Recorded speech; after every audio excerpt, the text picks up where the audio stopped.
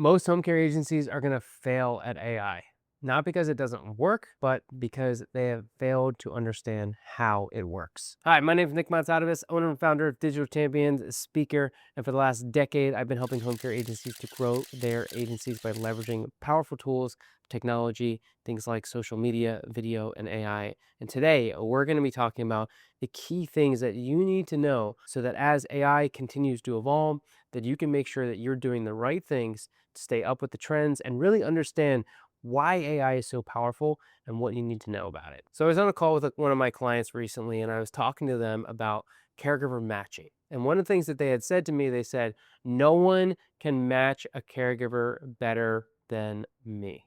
And my reply to them was, you're wrong. AI is better than you. Now I get it. Keep watching, okay? I know that sounded a little harsh, but let me explain it because this is what I explained to them and they got to see it from my perspective and agreed with me after sharing this. The reason why people need to think differently about how AI works is understanding that AI is a brain. It is a person that can be trained. And so what I asked her to think about, I said, why? Why are you so good at caregiver matching? What is it that you are looking for? And so when you think about how you make decisions, this is what we want to train our AI to better understand and how we think. Now, more often than not, a lot of times why AI is not working for us is because we haven't given them all the information. If it doesn't have what you have, then how can it make the decisions that you want it to be able to make? So, of course, AI seems complex in the sense of, oh, well, it can't have the intuition to choose. And it's like, well, no, because you haven't trained it. When you're thinking about from a caregiver matching standpoint and you think about what's the process? Okay, well, what's their skill level? What are they capable of doing? What's their personality type? All these different things. What can they do? But the thing that's missing in regards to it, and AI is still developing, and even amazing companies that have the scheduling tools and AI built in don't necessarily have the full complexities yet. I'm sure they will soon, but you can get ahead of the curve in understanding what is all the information that you need from your caregivers to help you to make the best possible decision. Because here's the thing too, regardless of whether you decide to move forward with AI, this is still about training employees. So even if a team member is doing this, how are you training your team members to be able to know what you know, to make decisions the way that you make decisions? We have to make sure that we have all the data and the information in what we're doing. So when we think about this from a standpoint of AI, it really comes down to training information and data and how we're using that data to make decisions, because you have a thought process when it comes to how you select caregivers, whether you realize it or not. And so when we can document what is the exact process that you follow through, that's going to help you to better leverage and utilize AI. One challenge that I really want you to think about is not asking what AI can do for your business, but really thinking about what AI can't do for your business, because there are so many things that it can do when you start to better learn and understand all the complexities. And I know without a doubt in the home care industry that most agencies think that they understand AI and they actually don't know anything. They know very minimal, and that's okay. There's a lot to learn. I still feel like I know nothing because the more that I learn, the more I realize I don't know. And there's so many things within AI that you don't even know to think to ask because you don't even know that it's possible and what it can do. And the more that you learn what's possible and what it can do, the more it's going to be able to do for you. But if we're not asking the questions like, hey, can it do this? Can it do that? When you understand how it thinks and how it interacts and how it works, now you're going to be able to better see how it's going to help your business and everything that you're doing. Because the truth of the matter is, if it can be done on a computer, it can be done by AI. Now, again, that is more advanced stuff in how it works and how it operates, but so much of what our business is done on a computer. And in a home care agency, if all the things that you do on a computer can be done, then you can focus on all these other things that can't be done on a computer. And that's the key piece. AI is not meant to replace what you're already doing, but it can fill and do all the things that you don't want to do that take up time. They don't even realize it's taking up time because it adds and it builds and it continues to do more and more. Whereas if you can fill this up, it's going to alleviate the time. And here's how I want you to start thinking about AI. You have to think about it like an employee. And in many cases, when you hire a new employee, one of the biggest mistakes that people make when they're hiring a new employee is that they expect them to just know what the job is and to go do the job without any training. And AI is the same issue. People think that because AI has this access to all this information, that it's just going to be super amazing and it's going to do exactly what it wants it to do. If you don't train it exactly in what the process of what you want it to follow, then it's not going to help do the things that you need it to do. So let's talk about some of the biggest pitfalls that I see agencies making when it comes to navigating and utilizing and leveraging AI. Number one is you're using AI without having basic systems and things set up. I see this all the time where so many agencies are looking to try and do things more with AI and they don't have simple automation, stuff that's existed for 20 years, that has been able to access, that you can do, that just make a process. When this happens, this happens. When this happens, this happens, right? AI is more interactive and it can have more pipelines of what happens when something moves from one thing to the next. Many agencies, they want AI to save them time, but they don't realize that if they just actually built out more systems and automation, that's going to work so much better for them. And a lot of times this happens with CRMs. This happens with agencies going, it doesn't do what I wanted to do. It's not a technology problem, it's a system problem. None of these things work if you don't have proper systems. And so the key to really mastering and leveraging and utilizing AI is having good systems. If you're somebody that doesn't like systems, it's time to get over that. You need to start to understand that AI is systems. And if you want to master it, this is what you need to do. You need to build and create amazing systems. And in a future video, I'm actually going to talk about how you can leverage and utilize AI to create better SOPs and what that can look like and some tools that will make it really easy. But we have to think about it from a process standpoint.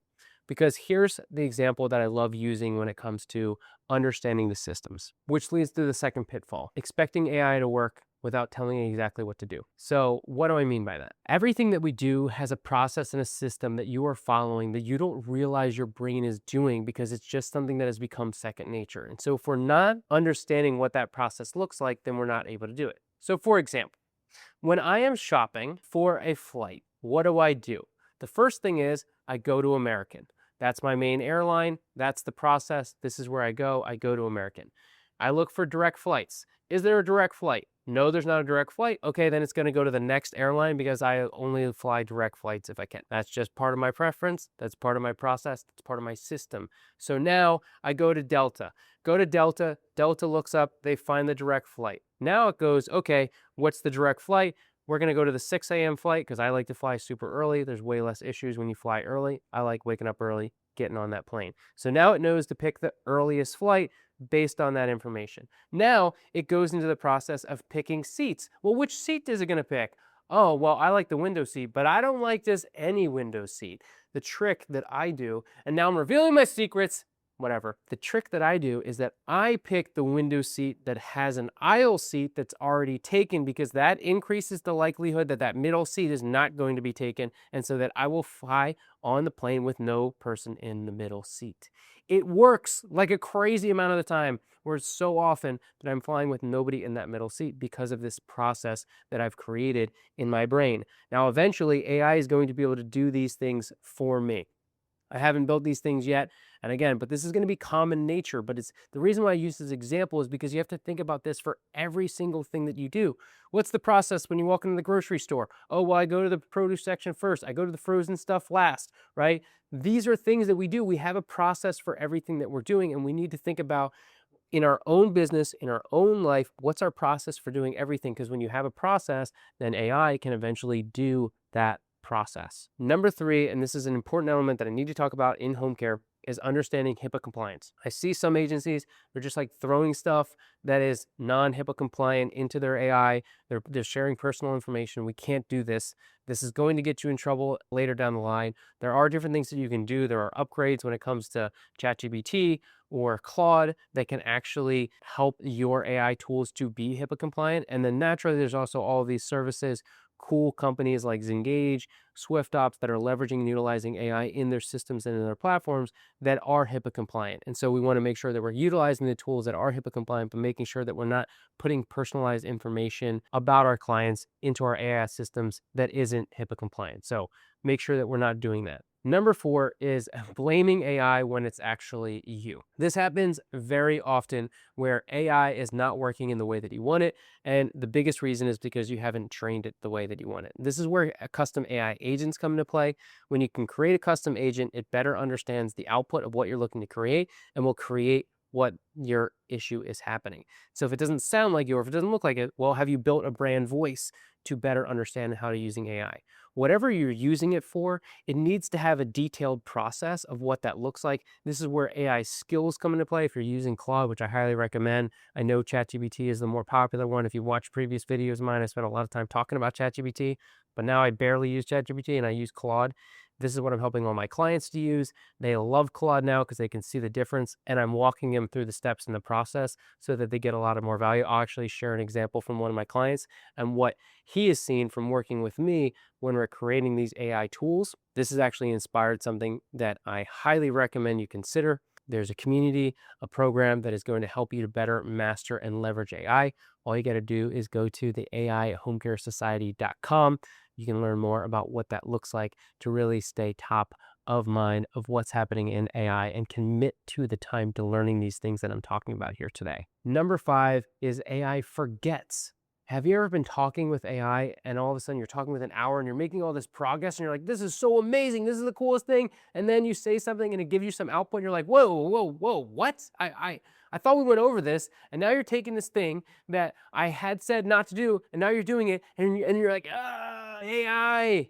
I know you can relate. You're probably pulling your hair out just thinking because you know exactly what I'm talking about. This is something that happened to me.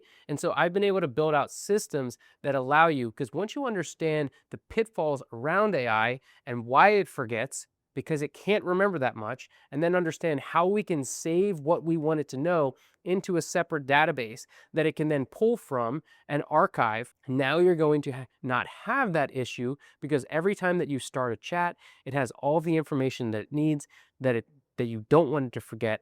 And so it's going to operate, and the output that you're going to get is going to get so much better. And this comes down to 2 core things. This comes down to skills and building out custom agents. These are things that we're going to be building in the AI Home Care Society. This is going to be the absolute differentiator in how you're using an AI. So if you don't know what that is and you're like, Nick, what is this? This is something to consider and to look at, because that is how you use AI properly. And there's so much that you can do when you understand what Claude skills are, utilizing Claude in the first place, but then also understanding what an AI agent is and how you can better utilize that in your life and in your business. One example of this was one of my clients. His name is Phil. He was apprehensive to AI, his technology. He doesn't think he's a very, techie person. We have a running joke on just like, me walking him through this process of how to post to Facebook, and me really able, walking him through, hand holding him through this process. And one of the things that he said on a recent call with me, he said, I literally would do nothing with AI because I didn't get it and I didn't want to get it, until Nick, little by little, took my hand and started to unpack what it is, how it works, and why it's important. I went from that to someone who can multitask and do it effectively because I have help. That is the goal of the AI Home Care Society, is that I want to help handhold you step by step in the process, because I know that AI can feel overwhelming. This is something that I've already been doing for the last decade in helping people with digital marketing and social media. And now my goal is to help handhold you through this process. And so if you want to learn more about how you can start leveraging and utilizing AI, be part of a community of home care agency owners that also want to learn about AI, that are going to share, that are going to create content, I'm going to be sharing training courses and program that help walk you through. I'm going to be offering live coaching that will help you and handhold you through this process. All you got to do is go to the AI@homecaresociety.com. I look forward to seeing you in there. Let's grow together.